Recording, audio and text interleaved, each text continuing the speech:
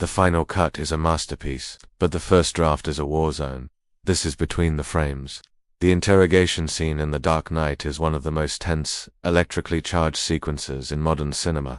Batman slams the Joker against the wall, demanding answers. The Joker just laughs, then slowly, deliberately begins to clap a cold, mocking applause that wasn't in the script.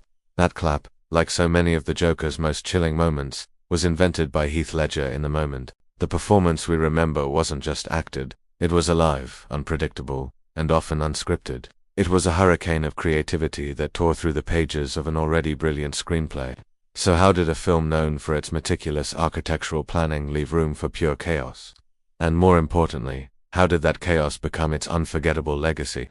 Christopher Nolan's script for The Dark Knight was a tightly structured, almost mathematical blueprint for a crime epic. The Joker was written as the ultimate agent of anarchy, a philosophical terrorist designed to test Batman's one rule.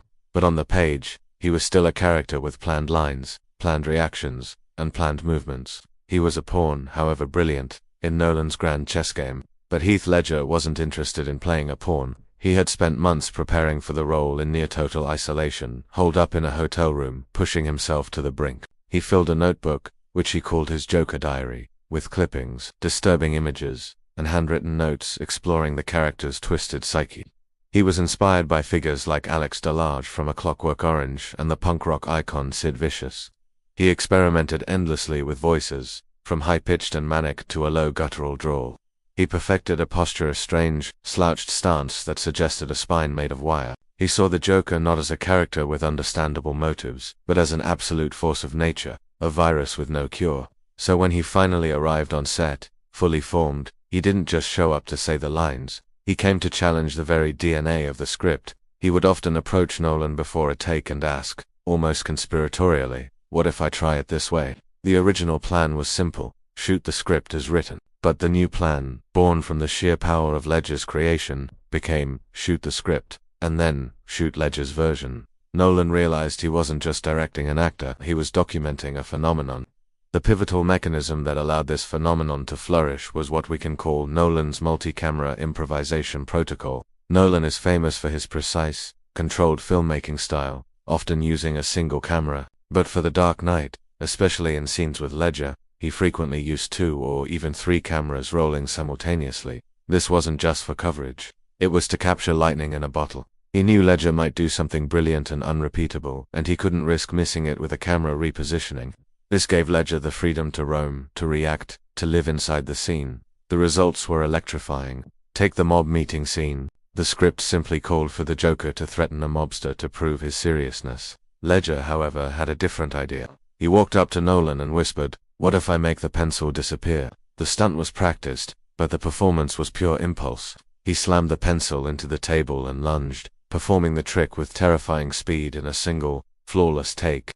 The reactions from the other actors, the genuine flinches and gasps, they were real. The crew was stunned into silence. Nolan knew instantly, it was in the movie. Then there's the jail cell clap. After Gordon is promoted and Batman storms out of the interrogation room, the original script had the Joker sitting silently, a quiet, menacing presence. But as the lights came up, Ledger started to clap, slowly, methodically. It was a gesture of sarcastic admiration, a final, chilling punctuation mark on Batman's hollow victory. It wasn't written, it wasn't discussed, it just happened. Gary Oldman, playing Gordon, was so taken aback he almost forgot his lines. The applause transformed the scene from a moment of quiet threat to a declaration of the Joker's psychological dominance. He had lost the battle, but the clap told us he was winning the war, and the improvisations weren't just big moments. They were woven into the very fabric of the character, that iconic lip-licking tick. That wasn't in the script. Ledger developed it because the prosthetic scars on his mouth kept coming loose. He had to keep licking his lips to keep them in place. But instead of seeing it as a technical problem, he absorbed it into the character's biology. He later explained that he saw it as the Joker's nervous system reacting to the chemicals that had scarred him, a constant, physical reminder of his own brokenness. And perhaps most famously, the hospital explosion. As the Joker walks away from Gotham General, fumbling with the detonator, the timed explosions were supposed to go off seamlessly, but a technical glitch caused a delay. The script had him simply get on the bus.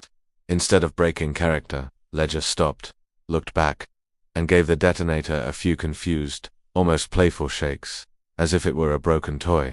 When the final massive explosion finally went off, his surprised little jump was completely genuine.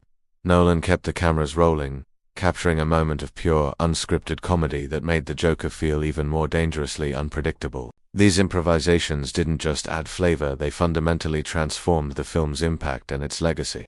They gave the Joker a terrifying authenticity. He felt unpredictably real because Ledger was, in fact, being unpredictable on set. We weren't just watching a performance. We were witnessing a creation, moment by moment.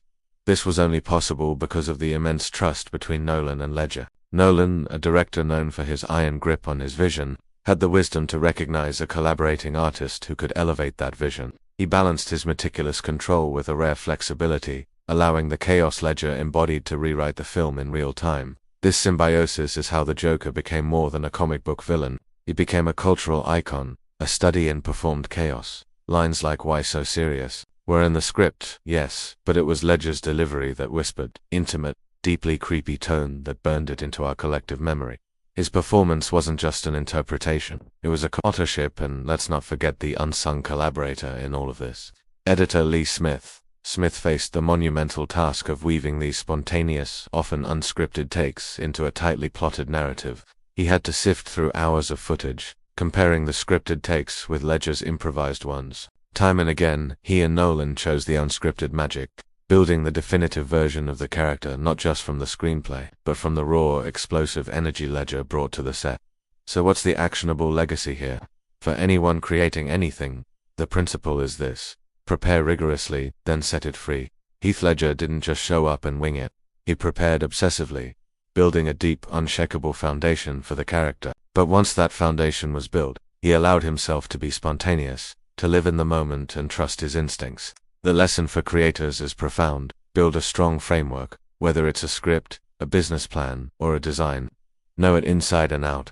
But then, trust the talent within that framework, including your own, to bring something to life that you could never have planned. The best ideas, the moments of true genius, often happen in that unpredictable space between action and cut. What other films do you think were transformed by an actor's improvisation? Let us know in the comments below. And for more stories from behind the camera, subscribe to Between the Frames.